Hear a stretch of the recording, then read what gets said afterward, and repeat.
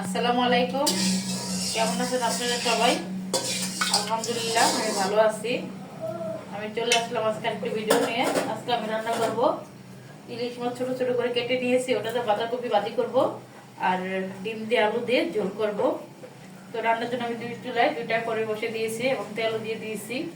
তেলগুলো গরম হয়ে গিয়েছে। এই সাইডে আমি ডিমগুলো ভেজে নিব আর ওই সাইডে আমি বাঁধাকপি বসিয়ে দিব।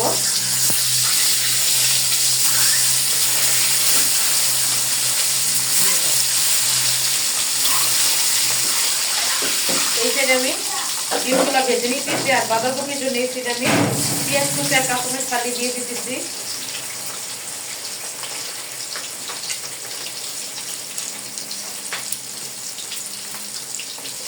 পেঁয়াজগুলো ভেজে নিব আর এই সাইডে ডিমগুলো ভেজে নিব।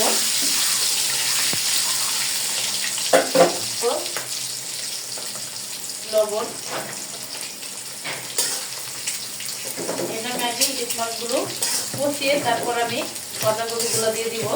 বাঁধাকপিগুলো আজকে ভাপ দিব না, ডাইরেক্ট শাকের মতো বসিয়ে দিব। তো এই যে আমি মাছগুলো ছোট ছোট করে এইভাবে কেটে নিয়েছি যাতে না ভাঙে, কাটা কোটা না হয়, কিন্তু এগুলো ছোট ছোট হয়, আস্তে থাকে।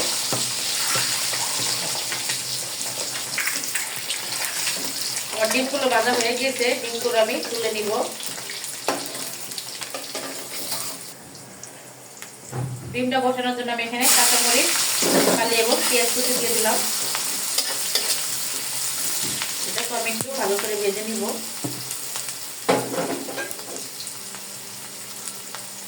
দিয়ে দিব এখানে সামান্য লবণ,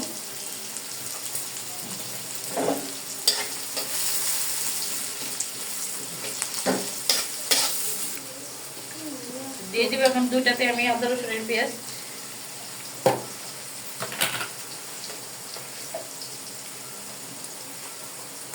ডিমের ভিতরে আমি অল্প করে দিব।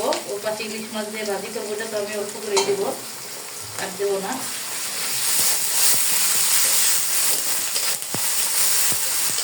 পেস্টটা ভালো করে একটু ভেজে নিব।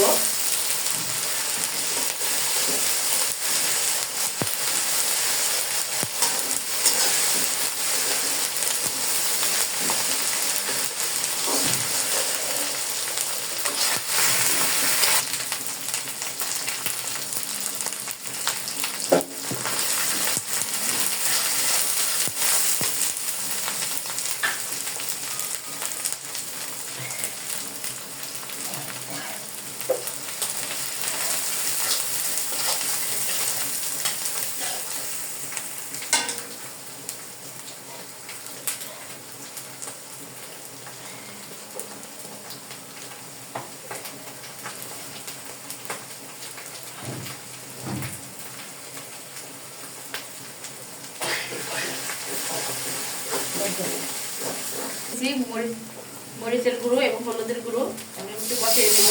অন্য কোনো মশলা এখন দিয়ে দিই, শুধু মরিচের গুঁড়ো আর হলুদের গুঁড়োটাই ব্যবহার করি। আমি ডিমের তরকারিতে প্লাস্টিকের জিরার গুঁড়ো ব্যবহার করবো। ছোটো মাছগুলোকে আমি দিয়ে দিব হলুদ লবণ মরিচ দিয়ে মেখে রেখেছিলাম। এখন আমি মাছগুলোকে কষিয়ে নিব, তারপর পাতাকপিটা দিয়ে দিব।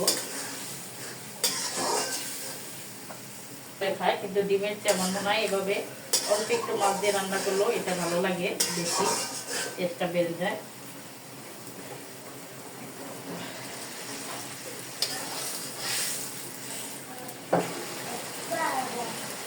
এখন আমি ডিমের তরকারির জন্য আলুগুলো দিয়ে দিব। আলুগুলো ধুয়ে আমি লবণ দিয়ে মেখে রেখেছি।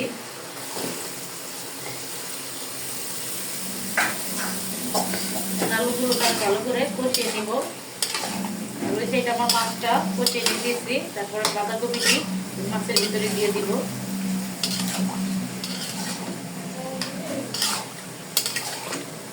এখন আমি এটা ঢাকনাতে ঢেকে দিব যে আলুটা সিদ্ধ হয়ে যায়। আর এদিকে মাছটাকে আমি নেড়ে একটু কষিয়ে নেব।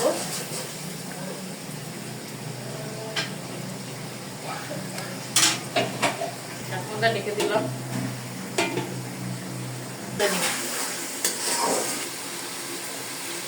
মাছটাকে এভাবে কষিয়ে নিয়েছি।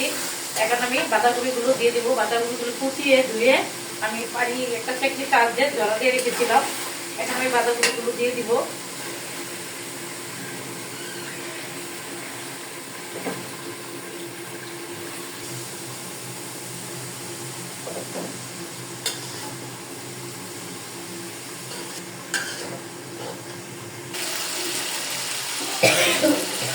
আমার আলুটা কষানো হয়ে গিয়েছে, এখন আমি ঝোলের জন্য পানি দিয়ে দিব। আলুটাকে ভালো করে কষিয়ে দিয়েছি।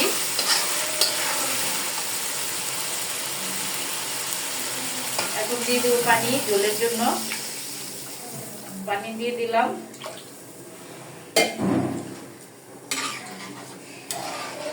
পানিটা ফুটে গেলে আমি ডিমগুলো দিব। এই সাইডে এটা ফুটে থাক, আর এই সাইডে আমি বাঁধাকপিটা একটু নেড়ে দিব, যে বাঁধাকপি থেকে কত পানি বের হয়েছে। এই পানিতে বাঁধাকপি সিদ্ধ হয়ে যাবে। আমি এটা যেহেতু ভাজি করব,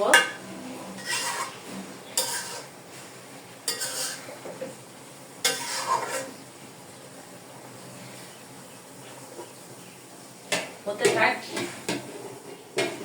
বাঁধাকপি এবং ডিমের তরকারি। আমার পানিটা ফুটে গিয়েছে, ঝোলটা। এখন আমি জিরার গুঁড়ো দিয়ে দিব।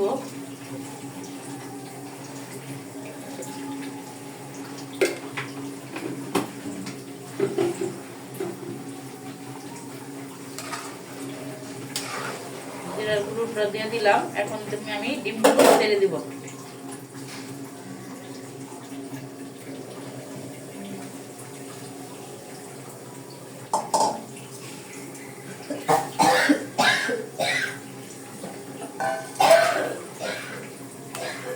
ডিমগুলি দিয়ে দিলাম। এটা বলতে থাক, তরকারি হয়ে গেলে আমি ধনিয়া পাতা দিয়ে নামিয়ে নিব। আর এদিকে আমি বাঁধাকপিটা আর ডেকে দিব না। বাঁধাকপিটা থেকে যে পানিটা বের হয়েছে, এখন আমি এটাকে ভালো করে শুকিয়ে নিব। শুকিয়ে পুরো ভাজা ভাজা করে ভাজিটা করে নিব।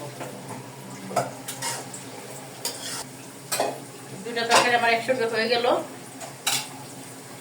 হতে থাক এটি। হয়ে গিয়েছে আমার বাঁধাকপি ভাজি এবং ডিম রান্না। আমি দুটাতে ধনিয়া পাতা দিয়ে এখন নামিয়ে নিব। দিয়ে দিলাম বাঁধাকপিতে ধনিয়া পাতা।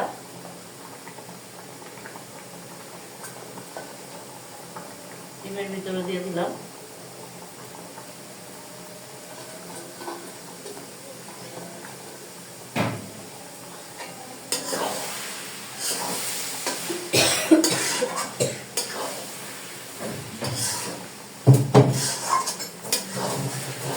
বাঁধাকপিটাকে আমি এভাবে ভাজা ভাজা করে নিয়েছি, নিচে লেগে যেতেছে।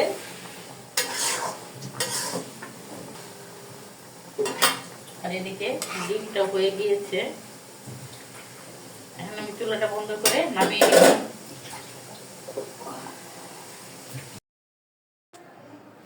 আমাদের রান্না শেষ।